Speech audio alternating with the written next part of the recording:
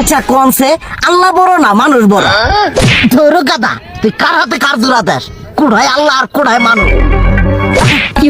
যেটা কবার কইছে ওইটা কন। আল্লাহ বড় না মানুষ বড়? আল্লাহই তো বড়। আল্লাহ বড়, তাহলে আল্লাহর কথা না হইনা মানুষের কথা শুনেন কে? তুই কি কইতাছস? কি আর আল্লাহর কথা মানে না মানুষের কথা মানে? হ্যাঁ, কি আর মানুষের কথা শুনেন তাই না?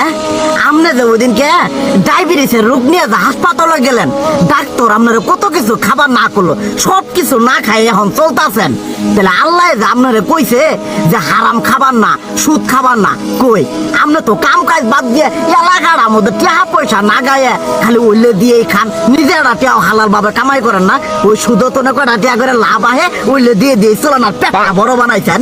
শুনেন একটা কথা কই, হারামের কোনোদিন আরাম নাই। হালাল পথে রুজি রোজগার করেন, প্রয়োজনে এড়া বেলা কম খায়েন, তাও শরীর পিণ্ডও ভালো থাকবো, কোনো রোগ বেদও হবো না, আরামও পাবেন, আল্লাহও খুশি থাকবো। তুই আমার এইভাবে বুঝাবি আগে কইলি না কে? আসলে এই বিষয়টা তো আমি কখনো মাথায় এইভাবে নিইনি যে আমাদের কখনো ডাক্তার নিষেধ করলে ঠিকই আমরা নিষেধ মানি, কিন্তু উপর আল্লাহ যে কত কিছু নিষেধ করে দিয়ে সেটা মানি না।